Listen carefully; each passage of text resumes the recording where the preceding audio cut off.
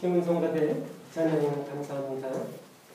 오늘 말씀은 시편 90편 1절에서 12절 말씀까지입니다. 여러분들도 뉴스 보셨을 텐데 한국에 메르스 바이러스가 한국을 강타하고 있죠. 한국 사회가 그것 때문에 이렇게 굉장히 큰 충격에 빠져 있습니다. 제가 아는 그 목사님의 처남이 그 메르스 바이러스가 걸린 분이 운영하시는 그분이 다니시는 회사에 다닌다고 해서 또 이렇게 막 걱정하고 뭐 이런 모습도 보았고요. 저희 처가댁이 또 그 동네라 또 이렇게 뭐 저도 염려스럽고 뭐 그렇기도 했습니다. 어려운 일을 당할 때 영화의 한 장면보다 더 영화 같은 공상적인 그런 일들이 우리 주위에 가끔 일어나죠. 메르스 바이러스 뭐 이런 것뿐만 아니라 뭐 테러나 뭐 이런 것들도 우리 주변에 가끔 예기치 않게 일어납니다. 얼마 전에 작년이었나요? 뭐 올해는 제가 기억이 잘 안 나는데 우리 캐나다에서도 국회의사당에서 총격 사건이 있었죠. 굉장히 충격적이었습니다. 미국 같지 않고 캐나다는 테러의 뭐 안전지대다 이렇게 그런 생각하고 어디나 가도 정말 안전하다 이런 생각을 했는데 가장 안전하다고 할 수 있는 그 수도에서 이렇게 그런 테러가 일어나서 굉장히 놀랐습니다. 이런 테러뿐만 아니라 자연재해 또 우리 개인이 겪고 있는 질병들 이런 것들도 마찬가지죠. 우리가 무슨 뭐 내가 뭐 작심하고 막 술을 매일 마시기 시작해서 내가 알코올 중독이 되고 뭐 막 간이 절단나고 뭐 이런 게 아니라 매일매일 운동도 열심히 하고 음식도 잘 먹고 이러는데 뭐 원인을 알 수 없는 질병이 막 이렇게 걸렸다든지 정말 메르스 바이러스처럼 뭐 이렇게 나는 정말 열심히 살았는데 갑자기 그런 바이러스가 내 몸에 들어온다든지 뭐 이렇게 원인을 알 수 없는 그런 고난들이 우리에게 있습니다. 원인을 알면 내가 무슨 뭐 막 도박을 좋아하고 뭐 이렇게 노는 걸 좋아해서 내 재산을 다 탕진해버리고 그래서 고난이 생겼다면 어느 정도 좀 덜 억울하겠지만 그렇지 않을 때 우리가 언제 무슨 일이 일어날지 불안해서 우리가 살 수 없게 되는 거죠. 비행기가 떨어지는 거 보면 비행기를 앞으로 어떻게 타야 될까 뭐 이런 생각도 들 정도인 거죠. 기독교 신앙이라는 기독교 신앙의 치명적인 단점 또 기독교 신앙의 장점이라고도 할 수 있는데요. 그것은 바로 이 세계에서 진행되고 있는 일들 이 역사 가운데서 우리가 절대로 눈을 감을 수 없다는 겁니다. 외면할 수 없다는 겁니다. 눈을 떠야만 한다는 겁니다. 그게 기독교 신앙의 장점이기도 하고 치명적인 단점이기도 합니다. 기독교 신앙은 이런 역사의 현실 앞에서 눈 감고 도피하는 그런 신앙이 아니에요. 역사가 아무리 괴롭고 역사가 아무리 부조리하고 나에게 당한 일들이 이해할 수 없다고 해도 여전히 그 일을 주관하신 분이 하나님이라는 사실을 우리가 믿기 때문에 우리가 그 역사의 현장에서 삶의 자리에서 우리가 하나님의 뜻을 물어야 합니다. 이게 굉장히 그 기독교인에게 있어서 어려운 일입니다. 하나님에게 있어서 이 역사는 이 삶이라는 것은 휴식이 없어요. 어떤 그 휴가가 없습니다. 우리 기독교의 신자들도 잠시라도 역사에서 눈을 돌릴 수가 없습니다. 우리가 지진이나 쓰나미, 테러 또 이런 그 전염병들 이러한 것들을 겪을 때 무고한 생명들이 죽게 됩니다. 그때 어떤 종교인들은 하나님의 심판이나 징벌을 운운하는데 정말 역겨운 일이 아닐 수 없습니다. 그것은 우리 인간이 미처 대비책을 세우지 못했든지 또 인간의 잔혹한 그런 행위들인 것이지 하나님의 징벌이 그렇게 나타난다고 제가 믿고 있는 기독교 신앙은 그렇지 않습니다. 저는 그런 잔인한 하나님을 믿지 않습니다. 인간에게 큰 불행이 닥칠 때마다 신이 난 듯이 하나님의 심판을 들먹이는 사람들이 있어요. 이번에 그 한국의 메르스 사태를 이렇게 당하니까 아니나 다를까 한국의 전광훈 목사라고 있습니다. 여러분들도 아시는 분은 아시겠지만 전광훈 목사라는 사람이 있는데요. 그 사람이 그런 얘기를 했어요. 메르스를 자기가 막아서 강남에서 강북으로 올라오지 못하게 됐다고 그렇게 이야기했습니다. 그 교회 교인이 대학 교수, 의사, 정부 그 고위 직책들 수만 명이 그 교회 교인입니다. 또 서울에서 그 코어 축제라는 게 열렸어요. 그러니까 그 동성애자들을 그 축제가 코어 축제라는 게 전 세계 몇 개국 이렇게 해서 함께 열렸는데 그거에 대한 하나님의 경고이고 하나님의 심판이다. 또 이렇게 말하는 목사도 있습니다. 과거에 지진이나 쓰나미가 몰려와서 수만 명이 죽었는데 거기에다 대고 하나님의 심판이다. 하나님을 믿지 않는 심판이다. 김홍도라는 목사가 그런 이야기를 했어요. 9.11 사건 때 미국의 9.11 터졌을 때 제리 포웰이라는 목사가 있는데 이 사람이 모랄 메이저리티라는 그룹을 이끌고 있는데 미국의 근본주의자들, 보수주의자들 그 중심으로 기독교 우익 정치 세력입니다. 그 제리 포웰이 뭐라고 말했냐면 낙태론자들, 낙태를 찬성하는 사람들, 동성애자들, 마약 복용자들에 대한 하나님의 징벌이 9.11이다. 이렇게 이야기했어요. 그렇게 한번 이야기했으면 끝까지 그렇게 하든지 하지 며칠 있다가 아주 입이 침이 마르게 텔레비전에 나와가지고 사과를 했어요. 자기가 잘못 말했다고 이렇게 사과했습니다. 벌주기를 좋아하는 잔인한 하나님, 증오와 징벌의 하나님, 이것을 기독교 근본주의자들이 전파하는 기독교나 유대교나 이슬람교 이 세 교는 유일신 신앙을 가지고 있어요. 하나님이 오직 한 분이시다. 다른 신이 아니라 하나님 한 분이. 기독교나 유대교나 이슬람이 믿는 하나님이 같은 분입니다. 유일한 하나님입니다. 이 유일신 신앙은 때때로 이렇게 증오의 멘탈리티를 막 이렇게 부추깁니다. 그래서 우리가 목격하고 있는 극한적인 대립, 갈등의 뿌리가 이 세 종교에서 나옵니다. 우리가 살고 있는 이 세상이 소돔과 고모라 같은 곳이 아닙니다. 무너져 내려야 하는 바벨탑이 아닙니다. 무너져 내려야 한다면 정작 다른 것들이 무너져 내려야 되겠죠. 이번 주에 한국 기독교신문 뉴스를 보니까 한국에 어떤 대형교회가 있어요. 그래서 그 교회가 이렇게 좀 교회를 정화하자 이러는 그룹들이 있어서 그 그룹이 그 대형교회 목사와 대형교회 운영진들을 법원에 고소했어요. 뭐라고 고소했냐면 재정을 공개할 것을 그렇게 촉구했어요. 교회 재정을 공개해라. 그래서 거의 1년 동안을 공개를 안 하고 버텼습니다. 한 번 그 공개를 안 할 때마다 벌금이 굉장히 천문학적인데 그 벌금을 물어가면서 1년을 버티다 결국은 그 재정을 공개하게 됐습니다.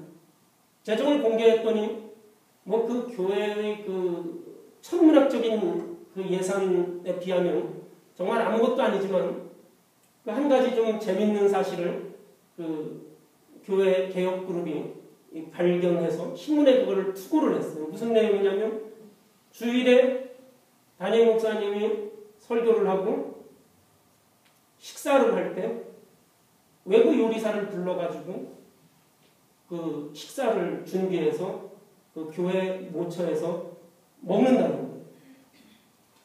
그래서 그 지출된 비용이 1년에 얼마다 이렇게 나오는 거예요. 그 비용은 우리 교회로 치면 많지만 그 교회로 치면 정말 아무것도 아닌 그런 비용이죠. 그래서 교회 측에서는 이런 거 가지고 무슨 투집이냐 이렇게 이야기합니다. 제가 만약에 무너져 내린다면 무슨 메르스나 테러나 이런 것들이 이런 것들의 그런 징벌을 받아야 되면 이런 사람들이 징벌을 받아야 되지 않을까? 제가 배 아파서 그런 건 아니고요. 네. 그래서 뭐 그런 생각을 제가 했습니다. 그런데 우리 고뇌는 더 깊어지는 게 우리가 생각할 때 나쁜 사람 있잖아요. 무슨 뭐 김일성 같은 사람들, 뭐 김정은 같은 사람들, 정말 누가 봐도 강도, 누가 봐도 죽을 사람, 이런 사람들이 아니라 그냥 보통 사람들, 잘못을 하긴 하죠. 저나 여러분이 잘못하지 않습니까? 뭐 그냥 이렇게 뭐 간단한 죄도 짓고요, 그냥 뭐 이렇게 거짓말도 하고, 그렇지만 뭐 그렇게 심각하지 않은 그냥 우리 같은 사람들이 이걸 고스란히 다 당한다는 거예요. 왜라는 물음에 우리가 대답할 수 없기 때문에 더 그런 거예요. 왜? 왜 저 사람이 메르스 바이러스에 걸렸나? 아무 그런 것도 없이 택시 운전하고 그냥 집에 가면 아이들하고 놀고 뭐 그냥 주일 되면 교회 가고 이러는 사람인데 왜 그 사람이 그런 병에 걸렸나? 테러나 지진이나 쓰나미가 생겨서 질병이 생겨서 무너지고 죽고 다친 곳이 소돔과 고모라가 아닌데, 그런데 그 테러나 지진이나 이런 현장들을 우리가 너무 인상 깊기 때문에 기억을 합니다. 9.11 테러를 여러분들이 지금도 가끔 기억을 하실 거예요. 그 빌딩이 무너져 내릴 때 그 구름이 얼마나 무슨 마치 원자폭탄 떨어지는 것처럼 아주 그 뉴욕을 감쌌던 그런 그 구름, 너무나 충격적이지 않습니까? 이걸 보면서 우리는 하나님의 진노를 우리가 어쩔 수 없이 떠올릴 수밖에 없는 거죠. 하나님이 구체적으로 어느 개인이나 어느 집단이나 어떤 사람에게 진노하셨다는 말이 아닙니다. 왜 누구 때문에 하나님이 진노하시는지 딱히 말할 수 없지만 그런 재해나 그런 테러나 전염병이나 이런 것을 보면서 드는 생각이 그런 거예요. 그래서 목사들이 앞에 나와서 설교하면서 이 지진은, 이 테러는 이런 사람들에 대한 하나님의 징벌이다라고 이야기할 때 나도 모르게 그런가 보다, 조심해야 되겠다, 이런 생각을 하게 되는 거죠. 굳이 말하자면 하나님께서 인간들에게 몹시 화가 나셨다고 말해야 할지 모르겠습니다. 하나님의 진노라는 것이 도대체 무엇인가? 하나님이 정말 우리 사람처럼 화를 내시는 그러한 존재인가? 분명히 하나님의 진노라는 것은 하나의 메타포요, 어떤 그 상징적인 은유, 표현입니다. 그렇다면 이 진노는 무엇에 대한 상징, 무엇에 대한 표현인지, 그 뒤에 숨은 실제가, 하나님의 분노에 대한 실제가 무엇인지, 저는 하나님의 분노라는 그 표현을 인간들의 한맺힌 분노, 우리의 증오와 원성이 하늘에 닿았다는 그런 우리 한국적인 표현이 굉장히 그 하나님의 분노와 어느 정도 맞다고 볼 수 있다고 생각합니다. 우리의 증오와 원성이 하늘에 사무쳤다. 하늘에 사무쳤다. 하나님은 사랑이라는 말이 단지 인간적인 현상만 아니라 영원하고 우주적인 그 힘이 온 우주에 꽉 차 있다는 것처럼 하나님의 분노라는 말도 인간이 지은 악이 이 우주에 꽉 차 있는 상태, 이것을 말하는 것이라 그렇게 생각합니다. 그 한계 상황에 이르렀을 때 그 악들이, 그 죄들이 폭발하고 화려한 문명의 그늘에 가려져 있던 인간의 그러한 죄악, 원한, 증오, 이러한 것들을 폭로하는 사건이 하나님의 진노가 아닌가, 이렇게 볼 수 있습니다.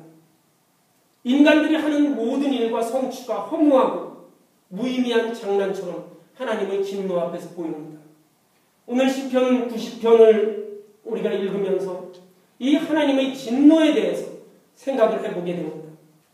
첫 번째는 하나님은 선한 얼굴로, 좋은 얼굴로 우리에게 나타나는 분이 아니라는 겁니다. 하나님은 때로는 무섭고 분노하시는 얼굴로 우리에게 나타납니다. 선과 악이 공존하는 신비로운 존재로 체험되는 분이 하나님입니다. 하나님의 악은 온 우주에 가득 찬 우리 인간이 저지른 악과 증오와 원한이고, 하나님의 분노는 우리의 악이 지어낸 우주적 차원의 한이라는 것입니다. 결국 하나님의 분노라는 것은 나의 죄악이 나에게 되돌아오는 셈입니다. 두 번째는 하나님의 진노를 피할 길 없는 것이 바로 우리 인생이라는 겁니다. 미국 사람들이, 아랍 사람들이, 기독교인들이, 이슬람 사람들이, 이스라엘 사람들과 팔레스타인 사람들이, 남한 사람과 북한 사람들이 모두가 제각기 자기가 옳다고 외치지만, 자기가 선하다고 주장하지만, 그런 인생들을 향해서 하나님은 가끔 심하게 짜증을 내시면서 노한 얼굴을 보이신다는 거죠. 그러면 우리 인생은 하나님의 그 노한 얼굴 앞에서 아침 이슬처럼 우리 인생은 깨끗하게 사라져버리는 겁니다. 세 번째는 우리는 하나님의 진노 앞에서 말없이 고개를 숙일 뿐이고, 누구를 탓하거나 누구를 손가락질하기 전에 내가 먼저 내 자신을 돌아보아야 한다는 겁니다. 우리는 흔히 저 사람은 죄가 있는 사람, 저 나라는 하나님을 섬기지 않는 나라이다, 저 나라는 이슬람 사람들만 사는 곳이고 저 나라는 테러로 얼룩진 나라, 저 집단은 하나님의 죄가 있는 동성애 집단이다, 저 집단은 무신론자 집단이다. 그 사람들에게 우리가 손가락질을 하는데 우리가 기억할 것은 하나님의 분노가, 내가 가리키는 그 손가락을 따라서 하나님의 분노가 흐르지 않는다는 것. 내가 손가락질할 때 나에게 오는 하나님의 분노가 이 손가락을 가리키는 방향으로 비켜 나갔으면 굉장히 좋겠는데, 저 사람은 나쁜 사람이니까 저쪽으로 벌을 주세요 하면 그렇게 비켜 나갔으면 좋겠는데 전혀 그렇지 않다는 겁니다. 하나님의 진노 앞에서 우리가 취할 태도는 그저 말없이 고개를 숙일 수밖에 없고 내 자신을 먼저 돌아볼 수밖에 없게 된다는 겁니다. 진노 앞에서 덧없이 사라져가는 것이 우리 인생입니다. 시편 말씀처럼 우리에게 주어진 날들을 세워서 겸손하게 지혜의 마음을 구하는 것, 이것이 하나님의 진노 앞에서 우리가 취해야 될 그러한 태도입니다. 2010년 1월 26일에 인도의 구지라트라는 지방에서 엄청난 지진이 일어났습니다. 인도 정부의 공식적인 통계로는 2만 명이 사망하고 100만 동, 밀리언 주택이 무너져 버린 거죠. 100만 개의 주택이 무너져 버렸습니다. 이건 인도 공식 발표고 추정하기는 10만 명이 사망했다, 그렇게 추정을 합니다. 10만 명이 죽었어요. 불과 14년 지났는데 지금은 까마득히 그것이 잊혀져 버렸습니다. 이 엄청난 비극은 우리가 그 답을 알 수가 없어요. 하나님이 어떻게 그토록 수많은 무고한 생명을 죽였는가? 간혹 기독교 선교사들을 양성하는 그 기독교 선교사 모임들에 가면 인도 구자라트 지방의 이 지진에 대해서 간혹 이야기를 합니다. 하나님을 믿지 않는, 우상을 섬기는 그러한 인도 지역에 내렸던 하나님의 징계에 대해서 이야기합니다. 하나님의 징계가 하나님을 믿지 않는다고 해서 10만 명이나 되는 목숨을 앗아갔다고 생각하지 않습니다. 그런데 왜 하나님이 그토록 수많은 무고한 생명을, 그 죽음을 허락하셨냐는 말입니다. 이 문제는 기독교 신학에서 굉장히 오래된 그러한 질문입니다. 신정론 혹은 변신론의 문제입니다. 2000년 동안 기독교 신학자들은 끊임없이 하나님은 왜 그렇게 하셨는지를 묻고 있습니다. 왜 하나님이 아무 죄가 없는 사람들에게 그렇게 고난을 주셨는가? 아무런 잘못하지 않은 10만 명이나 되는 사람이 왜 졸지에 집을 잃고 목숨을 잃어야 했는지, 이것은 끊임없이 묻는 그러한 질문입니다. 하나님이 선하지 않아서이든지 아니면 무고하게 고통을 겪는 사람들을 구원해 줄 수 있는 능력이 없다든지 둘 중에 하나가 아닐까. 하나님이 선하고 전지전능하다면 이 일들은 일어날 수 없다는 거죠. 9.11 테러로 빌딩이 무너져서 죽었는데, 수천 명이 죽었는데 그 안에는 나쁜 사람도 있지만 대다수는 열심히 하루하루를 살아가는 사람 아닙니까? 그런데 왜 그들이 죽어야 하나? 하나님이 그들을 살릴 수 있는 능력이 없거나 하나님은 선하시지 않거나 이렇게 생각할 수도 있습니다. 우리 기독교 전통이 하나님을 언제나 선하신 분으로, 사랑의 하나님으로만 우리 기독교 전통이 그렇게 그려왔다는 점도 지적할 수 있습니다. 하나님의 공의로운 심판을 우리가 이야기하지만 언제나 하나님의 공의로운 심판이라는 것은 악한 사람, 잘못한 사람에게 벌을 주고 잘한 사람, 선한 사람에게 축복을 주신다. 이 선과 악의 간단한 도식을 우리가 계속 믿어온 겁니다. 하나님은 악과는 거리가 먼 존재입니다. 악의 존재는 언제나 하나님과는 반대되는 그러한 개념으로 이해됐습니다. 그런데 이해할 수 없는 악이 발생하면 우리는 하나님의 존재에 대해서 의심하게 됩니다. 하나님의 존재에 대해서 의심하게 됩니다. 인도에는 하나님을 믿지 않기 때문에 그런 그 지진이나 이런 것들로 수만 명이 죽었다고 해도, 그러면은 하나님을 믿는 믿음 안에서 세워진 미국에서 일어난, 우리 몇 년 전에 뉴올리언즈에 일어난 그 해일, 그걸로 수천 명이 집을 잃고 목숨을 잃고 이랬는데 그건 또 어떻게 설명하겠습니까? 이런 그 하나님의 능력에 대해서, 그렇기 때문에 우리가 내가 이해할 수 없는 일이 생기면, 내가 교회도 잘 다니고 내가 열심히 기도도 했는데 나에게 어려운 일이 생기면 우리는 하나님의 능력을, 하나님의 존재를 의심하게 되는 겁니다. 우리는 우리의 인생에서 내가 책임지지 않을 불행이, 원인 모를 불행이 나에게 다가오는 것, 이 원인을 우리가 알 수 없습니다. 수많은 사람들이 세운 그 땀, 그런 원한, 이런 것들에 대한 세계 질서, 문명에 대한 하나님의 진노라고 저는 아까 말씀드렸는데, 하필이면 하나님께서 이 진노를 재해가 일어나는 그곳에 또 무고한 사람들에게 보여주었는지 여전히 질문이 남습니다.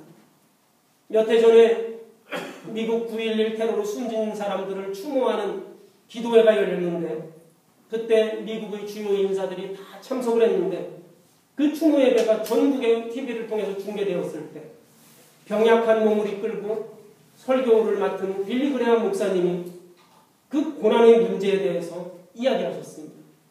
왜 우리 미국에 이런 일이 있었는가? 그러면서 빌리 그레함 목사님이 솔직하게 나는 모르겠다라고 이야기했습니다. 성경만 찾으면 인생의 모든 문제가 다 척척 적혀있는 것처럼 확신에 찬 설교를 하던 그도 모르는 것이 있다는 것이 무척 인간적인 면을 보는 것 같아서 굉장히 그 마음의 위로가 됐습니다. 이런 궤변, 저런 궤변으로 무고한 자의 불행을 설명해 보아야 그 남아있는 유족들에게 아무런 위로가 되지 못한다는 것을 우리 사람은 누구나 잘 알고 있기 때문입니다.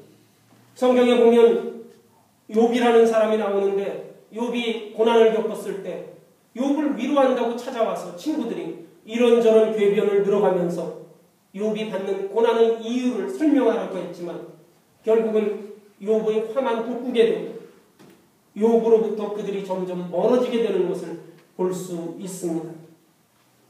우리 한국말에 결자해지라는 말이 있듯이 묶은 사람이 그걸 풀어야 된다는 것처럼 인간의 위로, 인간의 고난, 이러한 모든 것에 대한 해답은 오직 하나님만이 있습니다. 우리에게 있는 것이 아니라 하나님에게. 재앙을 주시는 분도 하나님이시고 재앙을 해결하시는 분도 하나님입니다. 우리 개인적으로도 나에게 고난을 주시는 분도 하나님이고 이 고난을 해결하는 분도 하나님입니다. 하나님에게 끈질기게 당신의 정의가 어디 있느냐고 욥이 물었는데, 왜 나에게 이런 고난을 주었느냐? 과연 이런 고난을 주는 당신에게는 정의라는 것이 있습니까? 욥이 그렇게 물었습니다. 당신이 정의 없다면, 당신이 선과 악이 분명하다면 나에게 이런 고난을 주는 것은 옳지 않다고 욥이 항변했습니다. 그럴 수밖에 없습니다. 욥은 모든 인간 중에 가장 선한 인간이라고 하나님도 인정한 사람인데 그 욥이 그렇게 고난을 당했습니다. 그래서 욥이 하나님에게 끈질기게 물은 것이죠. 당신의 정의가 어디 있습니까? 이렇게 물었습니다. 그런데 욥이 인간의 생각, 인간의 주장, 인간의 지혜 이런 것을 초월하는 하나님의 권능과 신비 앞에 무릎을 꿇었습니다. 욥이 마지막 욥기 42장 5절 이하에 보면 욥이 이렇게 하나님에게 말씀드립니다. 주님이 어떤 분이시라는 것을 지금까지는 제가 귀로 들었는데 이제는 눈으로 하나님을 봅니다. 그러므로 저는 제 주장을 거둬들이고 티끌과 잿더미 위에 앉아서 하나님 앞에 회개합니다. 라고 자기 자신이 하나님 앞에 뱉기를 드립니다. 하나님의 분노 앞에 아무것도 할 수 없는 자기 자신을 드러내는 겁니다. 하나님의 그 놀라운 그 계획 앞에 인간이라는 것은 한낱 티끌과 같은 존재라는 것. 그래서 나는 잿더미 위에 앉아서 티끌 위에 앉아서 하나님 앞에 회개합니다. 이렇게 욥이 하나님과 그 관계를 정리합니다. 우리는 인생을 사는 동안 까닭모를 고난에 직면합니다. 우리가 욥만큼 의인은 아니지만 우리가 고난을 겪을 때마다 왜 하필이면 나에게 이런 일이 생기느냐고 하나님을 원망하고 항의합니다. 그러나 우리가 기억할 것은 하나님은 언제나 선한 얼굴로 나타나시는 분이 아니라는 겁니다. 가끔씩은 무시무시한 분노의 얼굴로 우리에게도 나타난다는 것을 우리가 알아야 합니다. 이 분노는 내가 지은 특정한 잘못과는 무관하게 나타납니다. 하나님의 분노는 인간들이 지은 죄, 그것들로부터 오는 원성과 원함이 하늘에 닿았을 때 그 분노가 내려오기도 합니다. 이 죄는 너나 할 것 없이 우리 모두의 집단적인 죄악입니다. 우리 사회, 우리 문명, 우리 종교, 우리 세계가 자체적으로 만들어낸 악으로 인해서 하나님께서 분노의 얼굴로 우리에게 찾아오실 때 그때 나는 죄가 없다고 말하는 것이 얼마나 부질없는 그러한 일입니까? 우리가 자녀를 키우면서 요즘에는 자녀가 1명 아니면 2명이지만 예전에는 자녀가 3명, 4명, 5명 이랬는데 자녀를 키우면서 이렇게 엄마가 잘못해서 자녀들에게 회초리를 들을 때 그 중에 나는 엄마 잘못이 없어요. 나는 잘했는데 형이 그렇게 했습니다. 나는 잘했는데 동생이 이렇게 했어요. 라고 이야기할 때 엄마가 뭐라고 이야기합니까? 시끄럽다. 종아리 걷어라. 그리고 잘했든 잘못 안 했든 쭈루루 다 때리는 거예요. 가서 반성해라. 이렇게 이야기하죠. 우리 사회가, 우리 문명이, 우리 종교가, 우리 세계가 산출한 그 죄가 하나님의 분노로 우리에게 돌아올 때 나는 죄가 없습니다. 우리 윈저 한인교회 다니기 때문에 우리는 죄가 없습니다. 나는 우리 집에서 자라기 때문에 죄가 없습니다. 나는 기독교인이기 때문에 죄가 없습니다. 아무런 소용이 없는 것이죠. 오만한 사람이든 살겠다고 버둥대는 사람이든 절망하는 사람이든 폭격을 하는 사람이든 테러를 당하는 사람이든 다가올 재난을 아는지 모르는지 피난길에 떠나는 그러한 사람이든 손가락질 당하는 사람이든 정죄하는 사람이든 모두가 하나님의 분노 앞에서 속수무책이라는 것입니다. 아무것도 할 수 없는 가련하고 불쌍한 존재들이 바로 저와 여러분이라는 겁니다. 하나님 앞에 갈 데 없는 죄인들인데 하나님이 노하시면 아침 이슬처럼 사라지는 그러한 존재가 우리 인간들입니다. 그렇게 우리는 하나님의 자비를, 하나님의 사랑을 필요로 하는 그러한 존재입니다. 주께서 생명을 거두어 가시면 인생은 한순간의 꿈일 뿐입니다.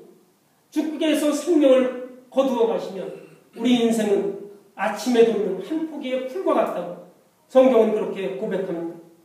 주께서 노하시면 우리의 삶이 끝이 나고 주께서 노하시면 우리는 사라져버리고 맙니다. 이렇게 고백합니다.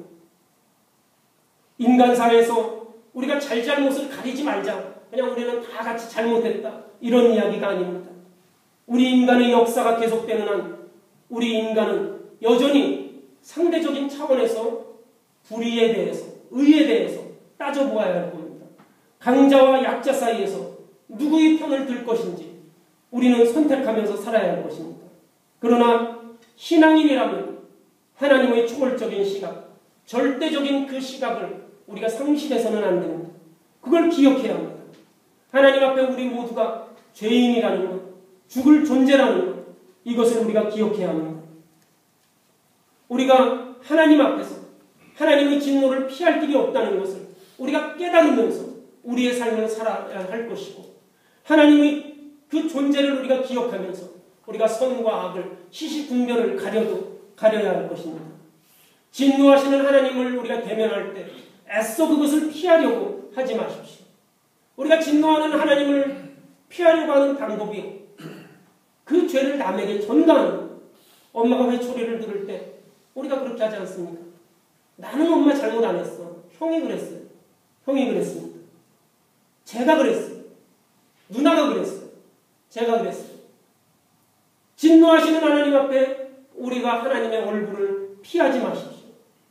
우리의 한과 우리의 증오와 우리의 지은 죄가 나에게 되돌아오는 것입니다. 그 얼굴 앞에 우리는 겸손해야 합니다. 머리를 숙일 줄 알아야 합니다. 우리가 그 분노 앞에 고개를 조아릴 줄 알아야 합니다. 이 진노의 하나님, 이 진노의 하나님 앞에 온 세계가, 인류가 자성하고 회개할 수 있어야 합니다. 진노의 하나님 앞에 내 정당성을 주장하고 힘자랑할 때가 아닙니다. 힘 있는 자나 힘 없는 자나 진노의 하나님이 그 얼굴을 보이시려고 할 때 우리는 그 앞에 납작 엎드려서 우리가 회개할 수 있어야 합니다. 기독교 신앙의 핵심은 말할 수 없는 악 가운데서 결국은 선이 이루어진다는 굳건한 믿음이 있습니다. 이 믿음은 하나님의 진노가 마지막이 아니라는 그러한 믿음입니다. 하나님이 나에게 화를 내시는데 이 화가 마지막이 아니라는 것. 그것을 하나님께서 무엇으로 보여주셨습니까? 예수 그리스도를 통해서 우리에게 보여주시지 않았습니까? 예수의 십자가와 부활을 하는 우리들은 이 믿음을 우리가 굳게 지켜야 합니다. 하나님의 진노가 우리에게 마지막이 아니라는 것을 우리가 알아야 합니다. 십자가는 부조리의 극치였고 있어서는 안 될 그러한 사건이었습니다. 어떻게 예수 같은 사람이 사형수들이나 당하는 그런 십자가형에 처할 수 있습니까? 도저히 그것은 일어나서는 안 될 부조리의 극치입니다. 인간들의 죄 중에 가장 큰 죄입니다. 그런데 그 사건을 통해서 그것이 마지막이 아니라 그 사건을 통해서 부활과 영생이라는 선이 이루어지지 않았습니까? 놀라운 대속의 하나님의 섭리가 이루어지지 않았습니까? 악이 끝이어서는 안 됩니다. 우리의 삶에서 하나님의 분노가 끝이어서는 안 됩니다. 악이 내 삶에서 끝이어서는 안 됩니다. 사랑의 하나님이 무서운 진노로 우리를 찾아오는 것이 사실이지만 우리는 그것을 원망하고 항의하지만 원망할지언정 항의할지언정 우리는 그 악이 끝이 아니라는 것, 그 진노가 끝이 아니라는 것, 하나님께서 그 진노의 얼굴, 노한 얼굴을 거두실 때까지 우리는 납작에 엎드려서 참고 기다려야 합니다. 자비로운 얼굴을 비추실 날이 꼭 올 것이기 때문에 그것을 믿기 때문입니다.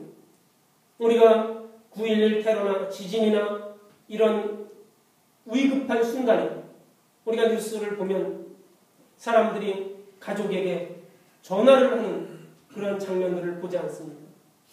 9.11 테러 때에도 비행기 안에서 가족들에게 전화를 했던 그런 그것이 TV에 막 뉴스로 생방송으로 나오고 지진에서 또 전화를 했던 그런 것들이 나오지 않습니까? 뭐라고 이야기합니까? 그때 뭐라고 이야기했습니까? 그 가족들이 마지막 남긴 사람들한테 뭐라고 이야기했습니까? 내 통장이 2번째 서랍에 있으니까 그거 가지고 잘 살아라 이렇게 이야기했습니까? 뭐라고 얘기했습니까? 사랑한다. I love you. 그렇게 이야기했죠. 영원히 사랑한다. 내가 널 영원히 사랑한다. 자기 아들에게, 자기 아내에게, 자기 딸에게, 자기 부모에게 마지막 남긴 말은 사랑한다. 사랑만이 멀리 떨어져 있는 사람을 연결해주는 끈이 그 어떤 죽음도 사랑을 갈라놓지 못합니다. 인간의 사랑이 이러할진데 하나님의 사랑은 어떻습니까? 사도 바울은 이 하나님의 사랑을 뭐라고 표현했냐? 나는 확실히 믿습니다.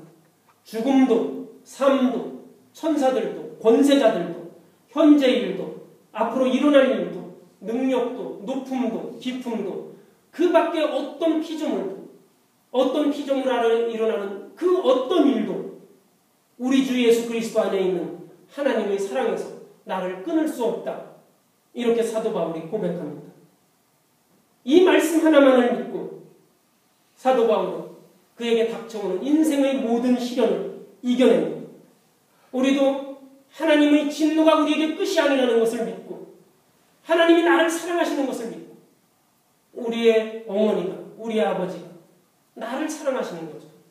내가 이렇게 커서도 내가 장성해서도 힘들고 어려울 때 아버지가 살아계셔서 어머니가 살아계셔서 그 집으로 돌아가면 위로를 받을 수 있는 것처럼 하나님의 말씀, 하나님의 사랑을 우리가 믿고 이 분노가 지금 하나님이 나에게 주시는 이 분노의 얼굴이 이것이 마지막이 아니구나.